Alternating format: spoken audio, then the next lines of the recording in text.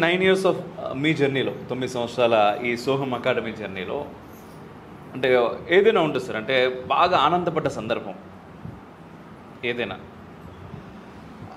నాకు ఆల్మోస్ట్ ఇయర్కి 2-3 టైమ్స్ వస్తుంది ఆ ఫీలింగ్.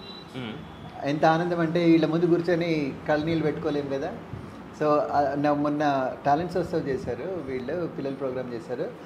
ఆ ప్రోగ్రామ్ ఎంత అద్భుతంగా ఉందంటే చూసిన వాళ్ళందరూ ఇద్దరు ముగ్గురు నాకు చెప్పారు, ఆపరేషన్ సింధూర్ మీద ఒక డ్రామా చేశారు వీళ్ళే స్క్రిప్ట్ రాసుకున్నారు, వీళ్ళే కొరియోగ్రాఫ్ చేసుకున్నారు.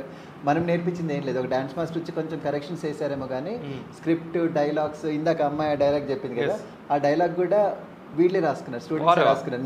నేను రాసింది ఏం లేదు, అక్కడ కూర్చొని చూసి చప్పట్లు కొట్టడమే నేను చేసింది.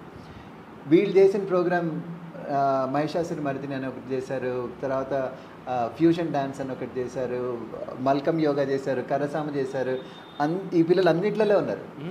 మీరు ఒక్క శ్లోకాలే చెప్తారనుకోకండి, వీళ్ళు బ్రహ్మాండమైన యోగా చేస్తారు, బ్రహ్మాండంగా డ్యాన్స్ చేస్తారు. వీళ్ళందరూ కర్రసామ చేస్తారు, మల్కం యోగా చేస్తారు. వీళ్ళు చేయలేనిది లేదనమాట ఒక రకంగా చూడాలంటే.